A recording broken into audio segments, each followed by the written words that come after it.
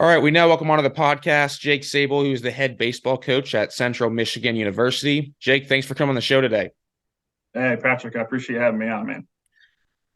One of the things that I've been thinking about lately, because I've been just been getting a lot of different questions, and I think that you being a head coach at a Division I program, because it feels like the rules are always changing. Is how does it work in the fall when it comes to rosters? Like, are you allowed a certain amount of players or unlimited amount of players in the fall, and then after fall ball's over you have cuts and things like that, and then have to be at a certain number for the spring? Or how does the roster work? I think that's something that I've been getting questions on lately from different parents. I think that'd be interested to hear. Yeah. Well, I think if this was 2.5, 3 months ago, I was having the same questions, with our administration, compliance, and all that stuff when I took over. Because I think there's what I've learned is there's a little gray area in there. I think the biggest thing that kind of stands out amongst that piece is the Title IX aspect that your university has put in place. So depending on how many female athletes you would have spread across different sports here, kind of gives you an idea. Are you good at 35? Can you push to 40 a little bit? So I think that is from university to university kind of open ended there. For us, like when I first started, I was kind of told, hey, 35. And then as we kind of moved throughout the summertime, field hockey added a few more, women's soccer added a few more. So we were able to get up to that 40 number, which we feel obviously is very valuable to have a few more guys in the program, to let guys compete and figure out how you can build some depth and that kind of stuff. So that's a great question. I don't know if there's a firm set answer. I think different schools and different conferences across the country are in a little different position when it comes to that kind of stuff. But I do know once we return in January, February, there is a date where we got to kind of, we got to have our 40 guys, right? And so some programs might have a few more in the fall, and they're going to work through that process, whether it's they happen to cut players or they happen to have guys transfer. I don't know. Like when I played here, it was 35, and that was it. You're 35. So I think with COVID happening and a few other of those, over the last couple of years, have allowed the rules to be flexible a little bit there. But for us, we have 40 currently, which makes it pretty clean heading into next semester. That we don't want to be a program that has that stigma that we're going to bring in 5 extra guys and let them duke it out, and 5 guys will be without a place to play. When it comes to January and February, we take a lot of pride in developing our players and being open and honest about that situation. So when they get here, they have an idea of what that looks like. How important is fall ball? And I know it's important, and I know that it's based upon how old the player is, but I work with a lot of like high school kids now, and they're getting ready to, next year will go off to some of them will go off to college, and they don't have a proven track record, right? And so this is kind of the first time that coaches, that their coach is going to be able to see them in the fall. And one of the things that I heard recently is like your freshman fall ball like is probably the most important season that you're going to have up to that point in your career. What are your thoughts on fall ball for incoming freshmen? Because I mean, I know there's individuals and things like that after, but from an evaluation standpoint, like that has to, like, those few weeks have to be the most important thing in terms of A, where they are in the depth chart, and then B, like where you see them at going forward in the program too. Yeah, I tend to agree with that. And I would say not only do I agree with it with incoming freshmen or transfers, but everybody every year, outside of maybe the guy or two that is an all conference returner who threw 100 and some innings and went up to the Cape and he's going to shut him down. Like there's going to be some individual circumstances that kind of you allow things to happen, and let those guys take a breather a little bit during the fall because you know what to expect. But for the most part, I kind of share with our guys, the fall is the best chance for you to come in and prove yourself and prove why you should be making an impact for our program right away. I think in our program, our hitters are going to get 50, 60 live at bats. Our pitchers will throw 10, 15, maybe 20 innings in the fall. That's a pretty good sample size for us to get an idea if you're ready to help us right now or not. And then if we feel like you're a little shy, now we've got 5 or 6 weeks here of individual work to figure out, okay, where do I lack, the things that I need to help this program right now? Can I get on the track, man, get on the Rapsodo, get with our pitching coach, get with our hitting coaches, figure out a way to keep developing so that when I get back in January and February, I'm a different player than I was in the fall. And different programs run it a little bit differently. You get your 20 hours a week. We chose to start that right away when we got here on campus. Other programs might do their individuals for a couple of weeks first and then dive into their fall and then wrap up with maybe 2 or 3 weeks. So I think that just depends program to program. But in our opinion, like playing outside and competing in a team atmosphere is so valuable. And so what you do at the end, what you do over the course of that 6 or 7 week fall period just gives us a pretty good idea of what we're going to have moving into the spring. I love individual work. I love moving. I think our indoor facilities are great here, but it's not playing live in a game. So we can get a ton better in those situations and during that phase, but we tend to value what guys do in a live scenario outside against other teams or against other members of their team in an inter squad setting, to hopefully give us a pretty good idea of, okay, what do we have to work with here and how do we get better moving forward? So that's kind of our personal opinion. And then every year, I think our guys just, they come back to in the fall like hungry. This is my time to prove myself, and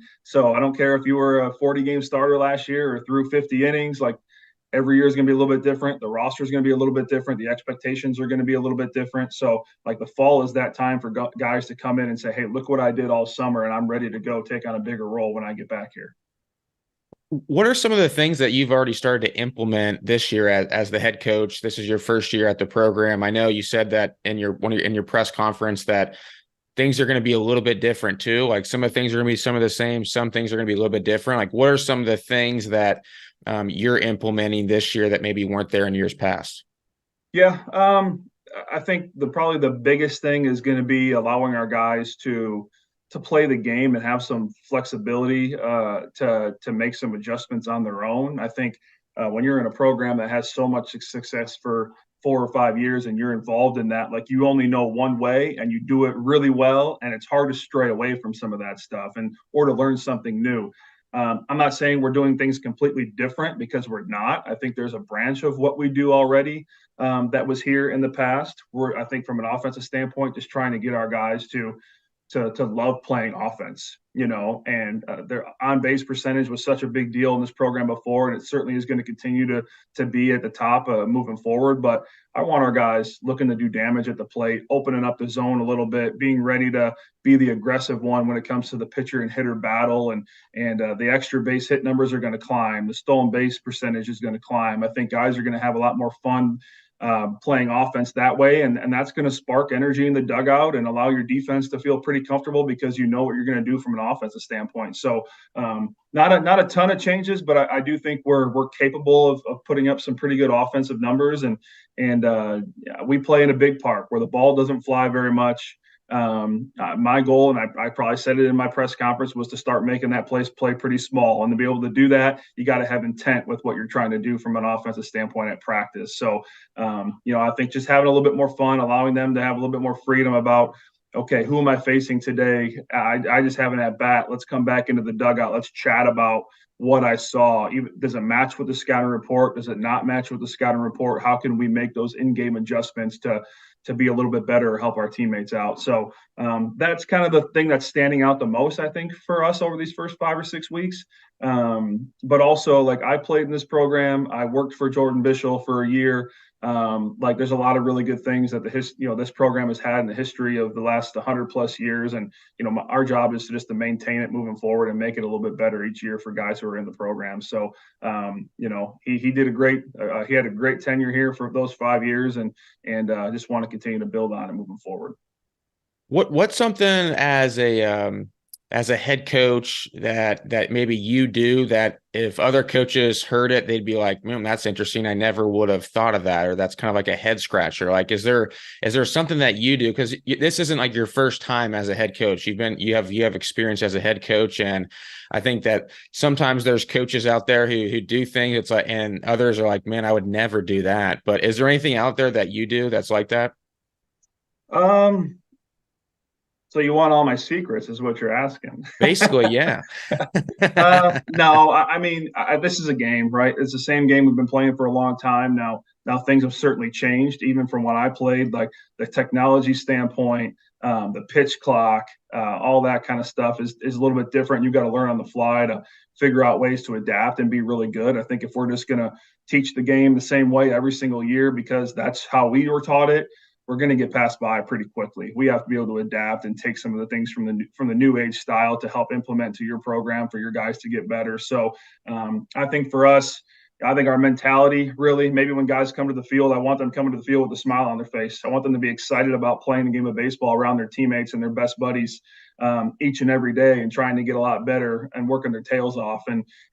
So that being said, our dugout's going to have a lot of energy. They're going to support one another. They're not going to constantly be looking over their shoulder, wondering if I make a mistake here, am I coming out of the game? Or, is coach seeing me laughing over here in the end of the dugout? Like, it's okay. I tell our guys all the time, it's okay to smile. It's okay to laugh. It's okay to throw the football around a little bit before practice. Like I want our guys excited about coming to the field every single day and working their tails off for 2 hours and not dreading coming to practice because we've been out there for 4 or 5 hours or because we're always getting on guys for making mistakes. I think making mistakes is part of the game, and you have to learn and adjust and adapt. And if you're doing the right things, you're going to grow from those kind of things. So just keeping a loose environment, I think that will, for me, like I think when I first started to get into coaching, and you kind of hear this all the time, probably from other coaches, you want to be a coach that you wanted to play for, right? So I think those are some things that are pretty important. I just want our guys enjoying being there, and I think they're willing to have a little bit more stake in the game and work a little bit harder when that's kind of the mindset and the concept. So we might do some things a little bit differently than other programs that kind of like you shared may kind of not enjoy it that way. But I also, the unique thing is, this is our program. This is, not my program, but all 40 of our players and our coaching staff. Like, this is our program. It's not, the head coach is someone else. Let them run their program the way they want to run it. So I don't really have a huge issue with how certain people do their job. I think that's up to them. And so I'm just worried about controlling our guys and making sure they play the game the way that we teach it, and they're excited about being there. And that's kind of my biggest goal, is them taking ownership in who we are as a ball club and executing it on game day. Yeah, that's good stuff. I was thinking earlier as I was, kind of getting ready to do this podcast, and I like doing some background work, and I was listening to a podcast that you were on. Actually, your dad was on too, and he told a story which I thought was really interesting about how you ended up getting drafted.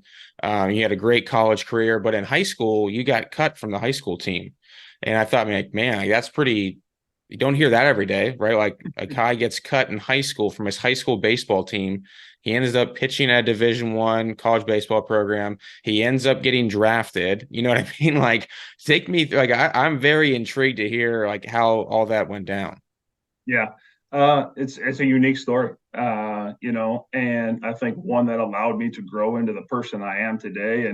And I think what it allowed me to do was just, once I was in the right place at the right time. That's kind of what it was. Like when I first got here as a player, I probably wasn't good enough to play amongst the other guys in the program. I was a long ways away. I think what that moment allowed me to do was to create a choice for myself. I could give up and be done with the game of baseball forever, or I could just put my head down and work a little bit and not worry about what everyone said and just work my tail off to be a little bit better next year. So when I got another chance, I could continue to play this game. And that's tough for a high school kid because, your eyes are on you. You want to be around your buddies, and people can write you off quickly when something like that happens. So I give a lot of credit to my parents because they didn't allow that to happen. They kind of saw something in me that I saw a little bit myself too, but maybe it wasn't so well known at the time. But I knew I wanted to keep playing, and what was I going to do? I was either just going to give up, or I was going to do my best to get myself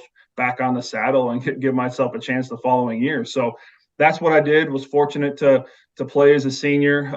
Played sparingly, had some chances on the mound, played a little infield. Wasn't a great player by any means, and went to a showcase in the summertime, one of the rare ones. And now you can go to a showcase every single day in the summertime. It feels like if you want to. It was one of the only ones around, and I snuck in late as a last minute addition.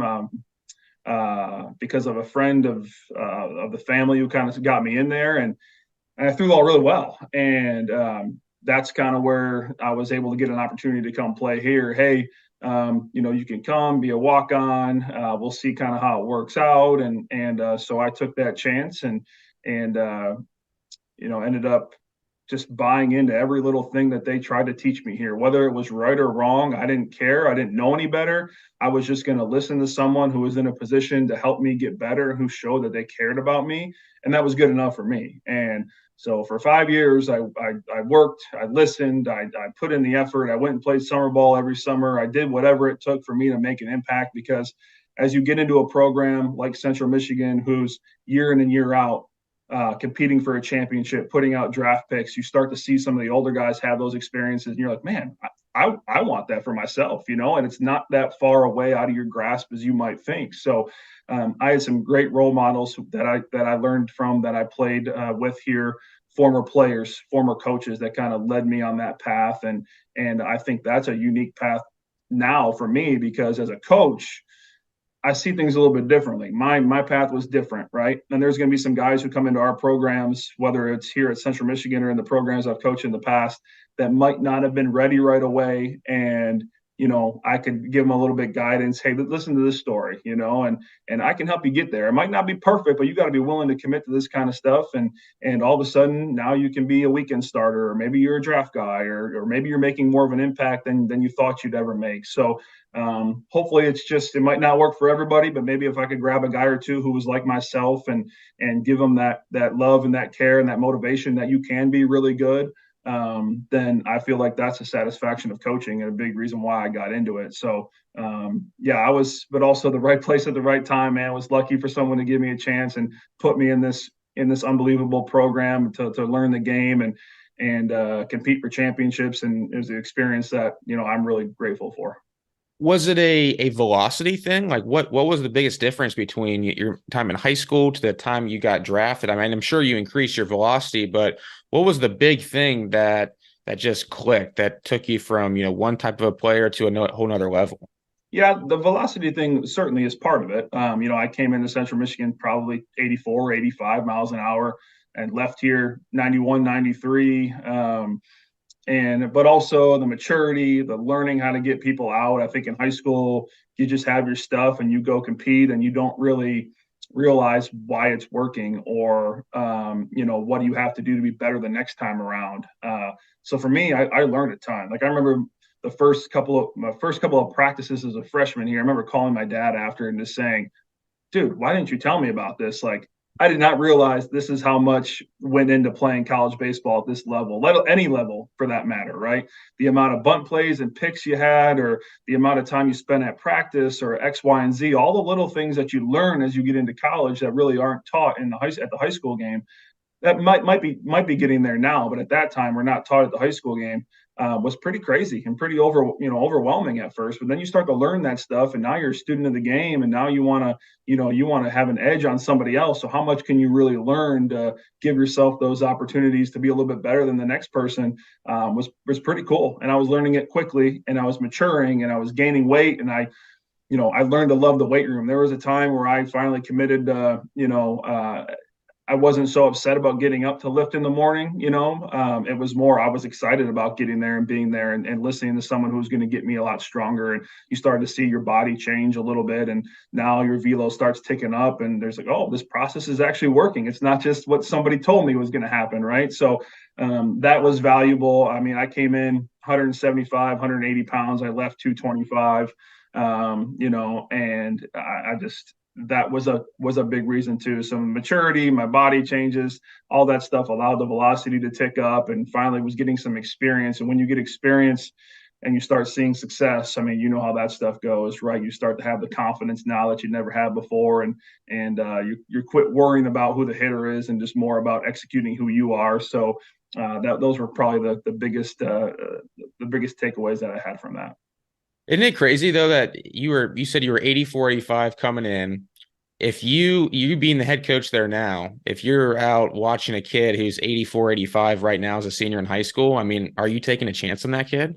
Yeah, that's what I'm saying about being in the right place at the right time. I think I'm thankful those coaches did at that moment. And it was late in the summertime. So maybe there was like a spot that opened up from a draft guy or something. And I just really got lucky. Or they saw something in me that a year or two later could be that guy.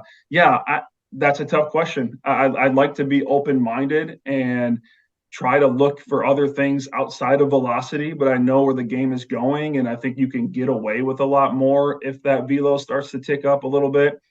But if you can spin a breaking ball, if you're confident as all get up, if you have a frame that has a chance to keep developing, and you throw your strike percentage is at an all-time high, like those are things that we love in pitchers. I think you can get away with some of that stuff. But is it a can't miss prospect or a high scholarship guy? Maybe not right away, but I think we're willing to take a peek at some of that stuff if guys just show that they have the ability to do a few of those things at a high level. So, and I wasn't that guy. Like I don't know. I didn't throw that. Yeah, maybe I threw a lot of strikes, but I couldn't spin a breaking ball until I got to college, really, and it took me a long time to be able to figure that out. I was just a tall, skinny righty who was at the right place at the right time, and someone had eyes on me that was like, hey, I think I can make something out of this, in a year or two. So that's a very, like I tell people all the time, like that story just does not happen. So I just it's amazing to think, where I'm at now and to how it started the way it did. It's pretty remarkable, to be honest with you.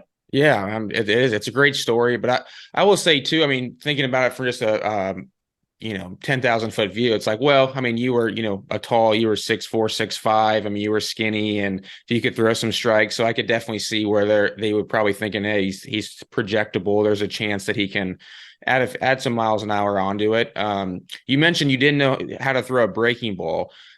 What was the turning point for that? Was it just being around other good pitchers who were showing you, or is it trial and error? Like, I think that'd be something interesting that I'm kind of curious about. Yeah, I think it was both of those things. Well, one, it was getting stronger, but it was two, figuring out like how to hold the baseball and how to throw it, right? So I was constantly picking the brain of our older guys who could really spin it. And sometimes I hate to admit this, but it's true. Sometimes you learn more from your teammates and the other players in the program than you do your coaches, and which is really valuable. So we want guys within the program who like want that stuff to wear off on their teammates. They want to be leaders. They want to help these guys have success, and so I was able to do that, whether it was here at CMU or in the summertime in a different league, and just try to figure out different grips or different ways to throw the baseball. And I struggled with it for a long time. I was really a fastball changeup guy. Like I could throw a changeup in any count to left, right. I wasn't afraid to do that. I just felt more comfortable with it for whatever reason. It's usually the opposite. But I had developed that first. So once I was able to hopefully, find the slider grip a little bit, that was able to allow my punch out numbers to go up a little bit more, my swing and miss percentage to go up a little bit more. It wasn't a plus pitch probably to my last couple of years in pro ball, to be honest with you. So it took a lot of time and a lot of different grips and a lot of chatting with different people who did it really well. And I didn't give up on it. I didn't say I'm just going to throw a curveball or I'm going to bang it and just go to a split or whatnot.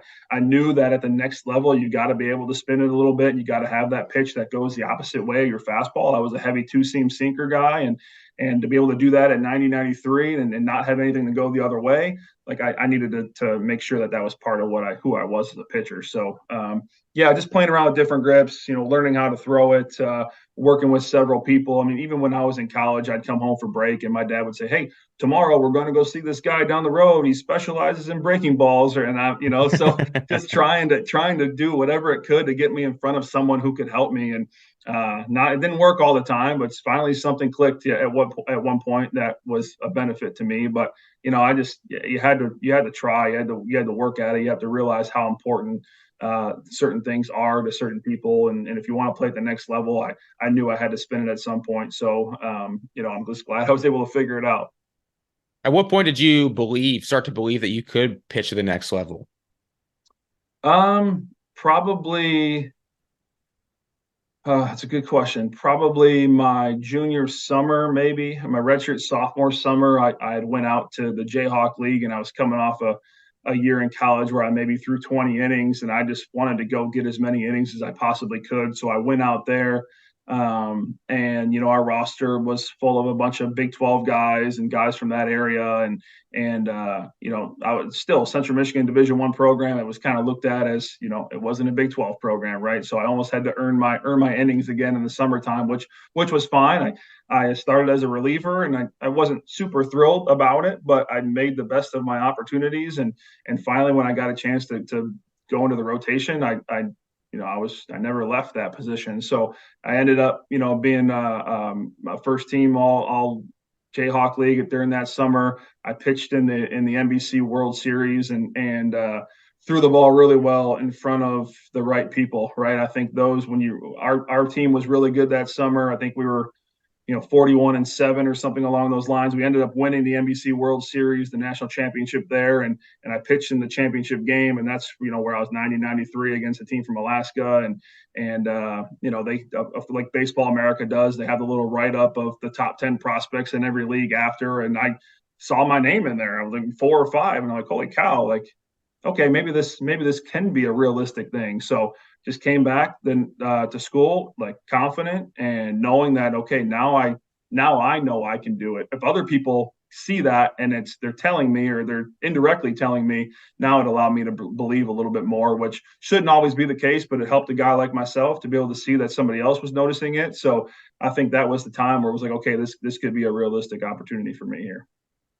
And then at what point did I know you ended up getting drafted, you played professionally, had a good career. You had, I mean, I think your last year was at the Frontier League at that Yep, point. Frontier League. Yeah, Yep. Frontier League. Yeah. I mean, he put up really good numbers when I was checking earlier today and on Baseball Reference. I'm surprised you didn't get picked back up after that season, but was coaching in the back of your mind then? I mean, was there something else? I think it's always interesting to hear that transition from that a player to a coach, because there's times when I hear of now coaches, but at the time they were players and maybe they went and got a real job, and then or maybe they knew right away, or something usually happens that they like, oh, like this is my calling, this is what I want to do for the rest of my life. Like, what was it for you?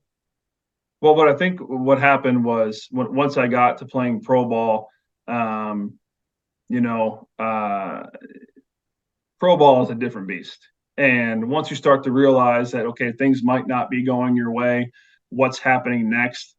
It wasn't like a right away thing. What do I do once I got released? Like, what do I do now? I think there was that it started to creep in that hey, I want to be in this game as long as possible, and I started to be around a lot of really good coaches and at the pro level and the college level where I just look back on my experience all the time saying, man, how lucky was I? And, people could say it was, I call it luck because that's kind of what it was at first. But how lucky was I to be in that situation around these kind of people that now have allowed me to be who I am currently? And I wanted to start allowing other guys who to be in my program or our program to be able to have a very similar type of experience, right? Be given something maybe they didn't think they were good enough to have at the moment and put their head down and work and be around people who cared about them and eventually see kind of what they could make of their life or their career. And to me, hopefully that's just was a small part of why I wanted to get into coaching. I had such a great experience with it. I wanted to make sure other guys were able to do it too. And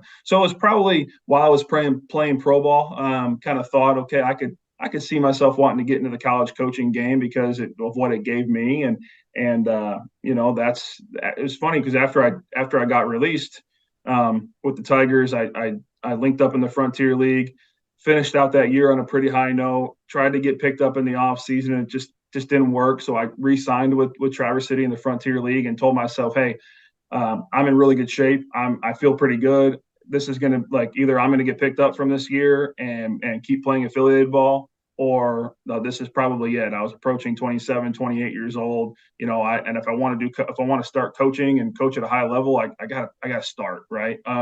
So I had a really good year. I was an all-star that last year. And it didn't happen, which is fine. But I got a call shortly after that from a local Division III who was looking for a pitching coach, and it was when he told me, "Hey, I need a young guy to come in here. You have full control of the pitch over all the pitchers, the whole pitching staff. I'm not a pitcher. You're going to do your thing. You're going to organize it the way you want." I was like, man, this is a great too good of an opportunity for me to pass up. To have full control right away as a first year coach, with no college coaching experience. I was like, hey, I'll jump into the fire. I'll figure out if I'm good or not, and what works and what doesn't work. And that was kind of how I ran with coaching at that level. So it was in the pro ball area where I started to kind of think.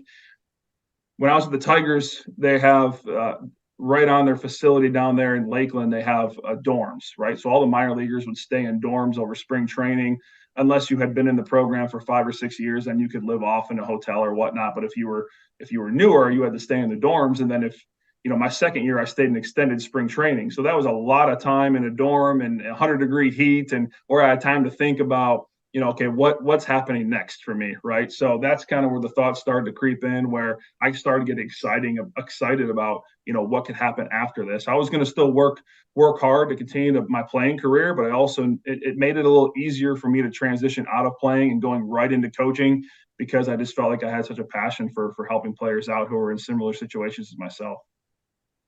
There's usually a plan that you think about before you start coaching. Like you mentioned, that Division III school, your very first year, like, hey, you got full reins, do whatever you want as the pitching coach. And I'm sure you had a plan heading in, like a lot of times we do. And I'm sure that plan changes, right? Because there's things that work and things that don't work. Like, what were some of the things that you went in expecting to do or try or implement? Like, man, like this did not go the way I seen, because it happens to me all the time, even to this day.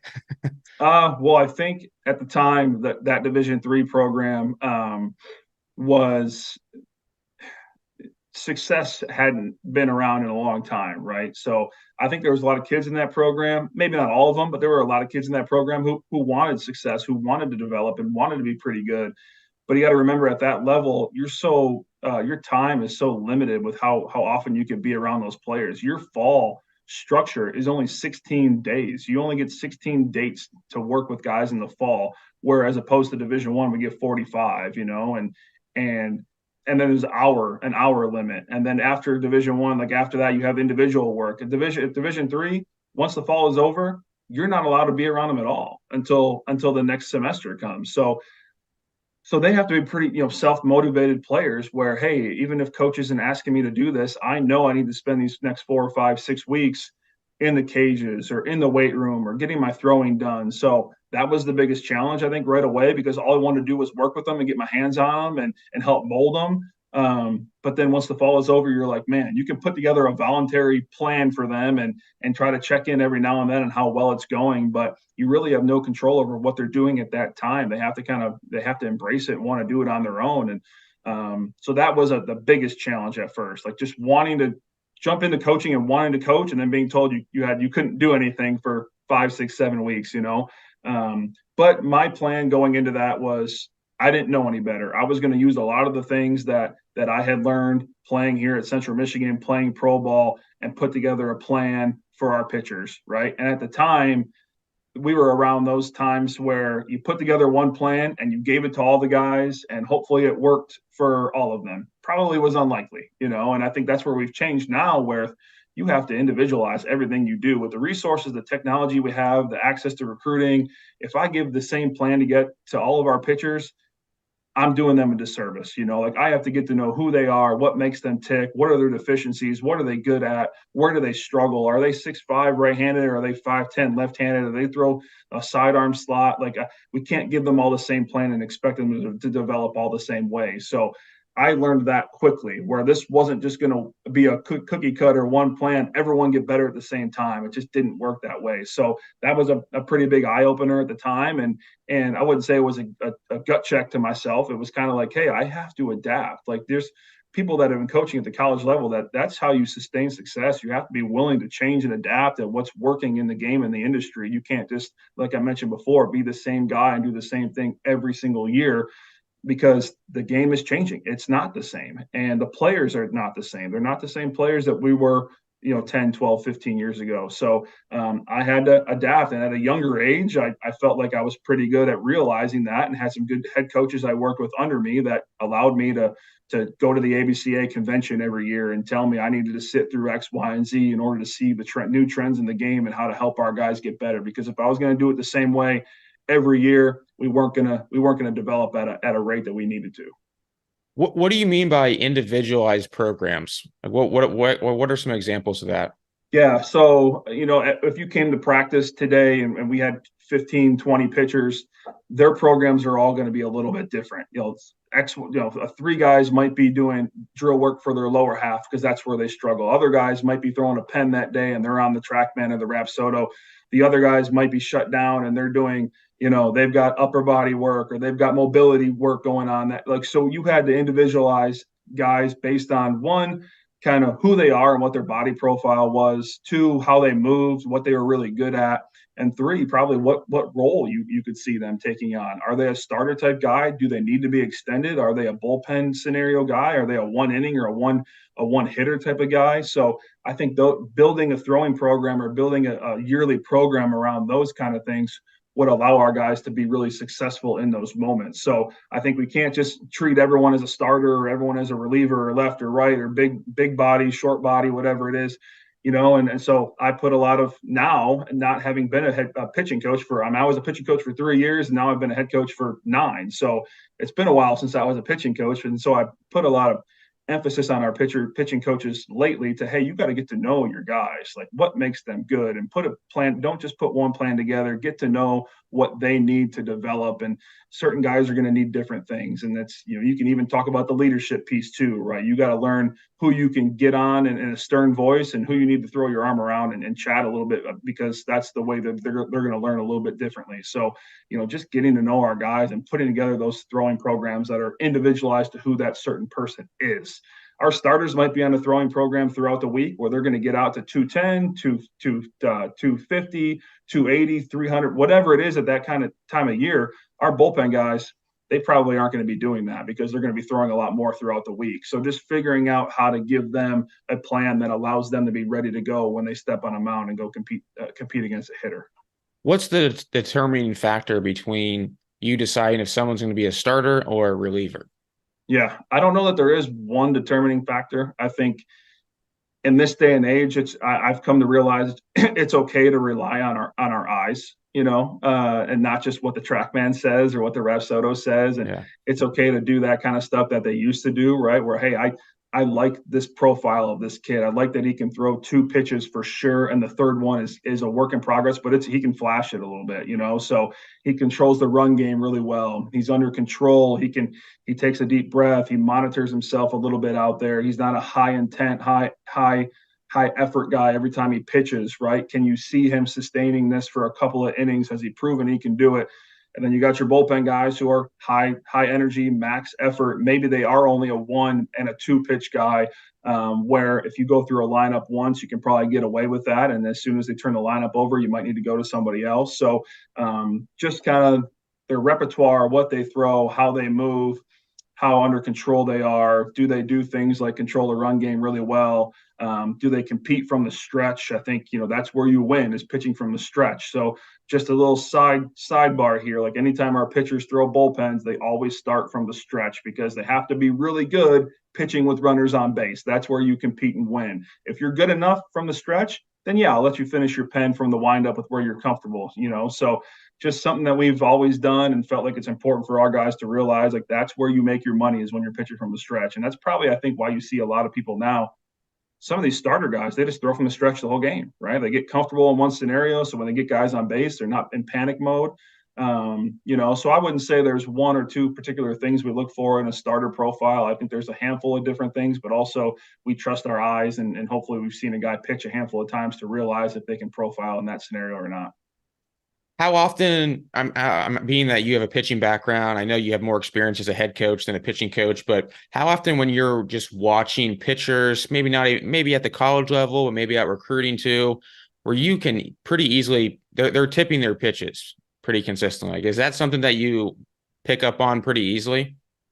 Yeah, I think not as much as you would think. I think, we've got an assistant coach here on our staff right now that, like, he was trained to do that with where he was at and before, and then like during an inter squad or during a fall World Series, he'll just come over and say, "Dude, watch this," And it's kind of remarkable what guys are really good at and what they've been trained to do and how they pick up on stuff. We had a former alumni out here one day who used to coach at Central Michigan. He came to a practice, and right after he said, "Hey, when Keegan's throwing, he's doing this, he's doing that. And then you go back and watch on the film and you're like, he's right, you know? So sometimes you don't always pick up on that stuff. And if you can go back and watch the film, or you got another set of eyes out there that's what they're trained to do, it becomes a huge benefit. But there's some obvious things that you can see and you look at having been a pitcher, you're taught to, we got to make sure if we're coming to the plate, everything looks very similar. You can't tell where I'm going to throw a breaking ball or a fastball. You can't tell if I'm going to high leg lift or slide step. I got to be able to repeat things to the best of my ability. So, sometimes it gets, and that's why you see in the big leagues or whatnot, as soon as they start to pick up on something, you see 3, 4, 5 barrels in a row, right? And then all of a sudden you go back and the guy on Twitter is making a little feed about watch this tomorrow, and this is what we saw. So you don't pick up on it as much as you would think, but there are some coaches out there that's how they've been trained. Maybe on the scouting, preparing a scouting report, they've been taught to watch these 5 pitchers and figure out, X, Y, and Z to be able to help our guys. And then it becomes second nature at practice or while they're recruiting. So great question, pretty unique, but, it probably doesn't happen as often as you think. When it comes to scheduling, then being that you're the head coach, you're in charge of the scheduling, how do you determine who you're going to go and play early in the season? Because one of the things I notice is you see some programs and I wouldn't say they go and they don't try to schedule like big time schools early on. It's usually they kind of stay they will be mid-major schools and they'll rack up a bunch of wins and then they'll carry that over into conference play. And then you see some other schools who, man, they're challenging themselves early on and their record may not look great early on, but they're kind of getting themselves ready for conference play. Like, what's your take on the scheduling? Yeah, I think I would kind of be towards the latter. I believe that you have to figure out who you are, and the sooner you do that, the sooner you can make adjustments or get yourself caught up to speed on, okay, maybe we're not as good as we think, right? And I'm not saying you can't go out there and lose to another mid-major or go out there and beat a Power 5 a couple of times in a weekend, and that shows you who you are. I'm not saying that at all, but I think to be able to challenge your guys early in the season when you've been in, at least for us, we will have been inside the entire time. Like, we probably won't even be outside once before we open up our season, and our first 4 weeks are on the road in Texas, Oklahoma, you name it, right, in better weather where they're out there all the time. So I just want to make sure our guys want that. They want to go play against that competition. They want to play in those environments. So when they get a chance to play in the NCAA tournament a few months from there, like, they're not shell shocked by it, right? We've done this before. We've competed at a high level. That should at least give our guys a chance to feel prepared in those moments. If you never do that and you don't play those schools, that's fine. I think it's worked for different programs, especially people in the Mid-American Conference. It's been a long time since we've had 2 teams in the NCAA tournament. And a lot of times you need to win games in order to be, an at-large bid. And so sometimes the other route may work if you're trying to accomplish that, but it has been quite some time. So, our goal is to play a tough schedule, play tough opponents.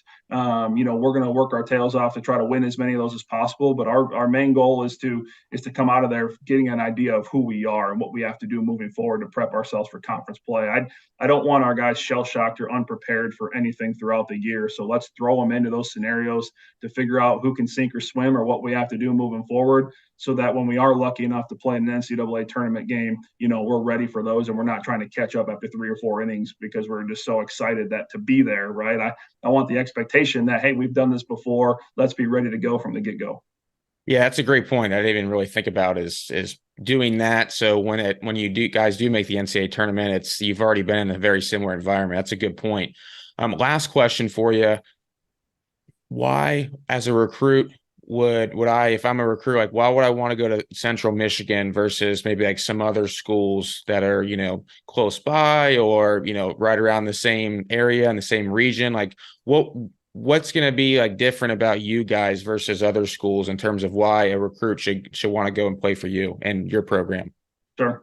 Probably a couple of reasons, and I might be a little biased here, not just because I coach at Central Michigan, but because I played here, and that's, I just hopefully that can show people like, hey, he was a player here. He must have enjoyed all this stuff, and to see his route and his unique story to want to go back there, like, there had to have been some good in that scenario for me to want to have this opportunity again, right? So I think just off the top, we've got a younger, passionate coaching staff, guys who've got different backgrounds who, we all didn't play Division 1. We all didn't play pro ball. We all didn't coach at Division 1 level. I've got coaches on my staff who've played Division 2, Division 3, and have coached at those levels. And we've had to work our way here. So I think that's a unique story where, there's been a lot of times where you have to make do with what you have, or you have to be really good with certain things and figure it out as you go. Right now, we're in a program where, to be honest with you, we probably have top 2, top 3, if not the best facility in the Mid-American Conference.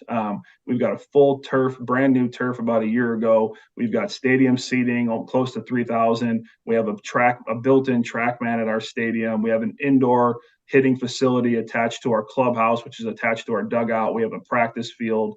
So like when guys get here, they don't need to leave. They don't need to go anywhere else. That we're the only school in the MAC that has all of that attached to their dugout. So you walk in one door, you can be hitting in the indoor cages, you can be in the athletic training room, you can be in our scouting report team meeting room, our clubhouse, and in the dugout without leaving the building. So that is a huge tool when it comes to recruiting, when it comes to player development. I think players want to go somewhere where they're going to have a chance to get better. And then, not only do they need the coaches who care about them and the technology and all that kind of stuff, but they need the resources to be able to do it. In our program, we preach working on your own. I think if you're going to show up at practice for 2.5 hours every day and work your tail off, that's great. That's what we ask you to do, but probably not good enough.